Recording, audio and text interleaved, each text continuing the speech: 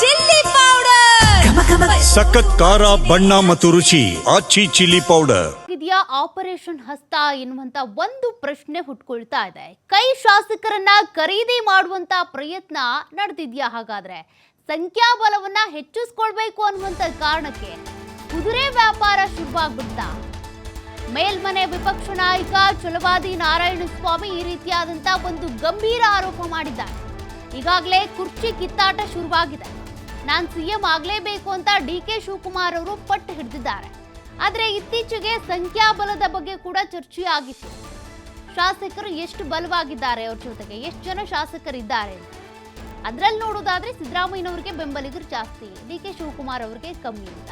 ಇಲ್ಲಿ ನೋಡಿದ್ರೆ ಛಲವಾದಿ ನಾರಾಯಣಸ್ವಾಮಿ ಅವರು ಒಂದು ಆರೋಪ ಮಾಡಿದ್ದಾರೆ. ಕುದುರೆ ವ್ಯಾಪಾರ ಶುರುವಾಗಿದೆ, ಇಡಿ ಅಧಿಕಾರಿಗಳಿಗೆ ಪತ್ರ ಬರೆಯುವುದಾಗಿ ಛಲವಾದಿ ನಾರಾಯಣಸ್ವಾಮಿ ಹೇಳಿದ್ದಾರೆ. ಕಾಂಗ್ರೆಸ್ ಶಾಸಕರಿಗೆ 50 ಕೋಟಿ ಆಫರ್ ಮಾಡಲಾಗಿದೆಯಾ? ಇದು ಆರೋಪ. ಜೊತೆಗೆ ಫ್ಲಾಟ್, ಫಾರ್ಚುನರ್ ಕಾರ್ ನೀಡುವುದಾಗಿ ಕೂಡ ಆಮಿಷ ಒಡ್ಡಿದ್ದಾರೆ ಎನ್ನುವಂತ ಗಂಭೀರ ಆರೋಪವನ್ನ ಛಲವಾದಿ ನಾರಾಯಣಸ್ವಾಮಿ ಅವರು ಮಾಡಿದ್ದಾರೆ. ಇಲ್ಲೇ ಆಪರೇಷನ್ ಕಮಲ ಅಲ್ಲ, ಬದಲಾಗಿ ಆಪರೇಷನ್ ಹಸ್ತ ಅನ್ನುವಂತ ಆರೋಪವನ್ನ ಛಲವಾದಿ ನಾರಾಯಣಸ್ವಾಮಿ ಅವರು ಮಾಡಿರೋದು. ತಮ್ಮ ಶಾಸಕರ ಬಲವನ್ನ, ಸಂಖ್ಯಾಬಲವನ್ನ ಹೆಚ್ಚಿಸಿಕೊಳ್ಬೇಕು ಅನ್ನುವಂತ ನಿಟ್ಟಿನಲ್ಲಿ ಕಾಂಗ್ರೆಸ್ನೊಳಗೆ ಈ ರೀತಿಯಾಗಿ ಒಂದು ಆಫರ್ ಓಡಾಡ್ತಾ ಇದೆ. ತಮ್ಮ ಬಲಕ್ಕೆ, ತಮ್ಮ ಬಣಕ್ಕೆ ಬಂದ್ರೆ 50 ಕೋಟಿ ಕೊಡ್ತೀವಿ, ಜೊತೆಗೆ ಐಷಾರಾಮಿ ಜೀವನ ಮಾಡೋದಕ್ಕೆ ಬೇಕಾಗಿರುವಂಥ ಬಂಗ್ಲೆ ಇರ್ಬೋದು ಅಥವಾ ಫ್ಲ್ಯಾಟ್ ಇರ್ಬೋದು, ಮತ್ತೆ ಫಾರ್ಚುನರ್ ಕಾರ್, ಇದೆಲ್ಲದರ ಆಮಿಷ ಒಡ್ಡಿದ್ದಾರೆ ಅಂತ ಛಲವಾದಿ ನಾರಾಯಣಸ್ವಾಮಿ ಒಂದು ಆರೋಪವನ್ನ ಮಾಡಿಬಿಟ್ಟಿದ್ದಾರೆ.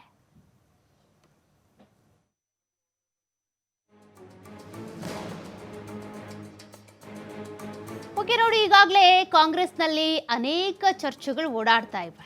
ಅದರಲ್ಲಿ ಡಿ.ಸಿ.ಎಂ ಡಿ.ಕೆ. ಶಿವಕುಮಾರ್ ಅವರು ಸಿಎಂ ಪ್ರಬಲ ಆಕಾಂಕ್ಷಿ ಆಗಿರೋದ್ರಿಂದ ಅವರ ಪರವಾಗಿರುವಂಥ ಶಾಸಕರೇನಿದ್ದಾರೆ ದೆಹಲಿಯತ್ತ ಮುಖ ಮಾಡಿ ಈ ಸೈನ್ಗಳನ್ನು ಸಂಗ್ರಹ ಮಾಡೋದಿರ್ಬೋದು, ಅಥವಾ ನಮ್ಮ ಡಿ.ಕೆ. ಶಿವಕುಮಾರ್ ಅವರ ಬಲ ಹೆಚ್ಚಾಗಿದೆ ಅಂತ ಬಲ ಪ್ರದರ್ಶನ ಮಾಡೋದಿರ್ಬೋದು. ಡಿ.ಕೆ. ಶಿವಕುಮಾರ್ ಅವರು ಕೂಡ ಪಕ್ಷಕ್ಕೆ ದುಡಿದಿದ್ದಾರೆ, ಅವರನ್ನು ಕೂಡ ಸಿಎಂ ಮಾಡಬೇಕು ಅಂತೇಳಿ ಅವ್ರ ಪರವಾಗಿ ಲಾಬಿ ಅಥವಾ ಅವ್ರನ್ನ ಸಿಎಂ ಮಾಡಲೇಬೇಕು ಅನ್ನುವಂಥ ನಿಟ್ಟಿನಲ್ಲಿ ಒತ್ತಡ ಹೇರುವಂಥ ಕೆಲಸಗಳಾಗ್ತಾ ಇದೆ. ಇದರ ಮಧ್ಯದಲ್ಲಿ ಸಿಎಂ ಸಿದ್ದರಾಮಯ್ಯನವರ ಬಣ ಕೂಡ ಆಕ್ಟಿವ್ ಆಗಿದೆ.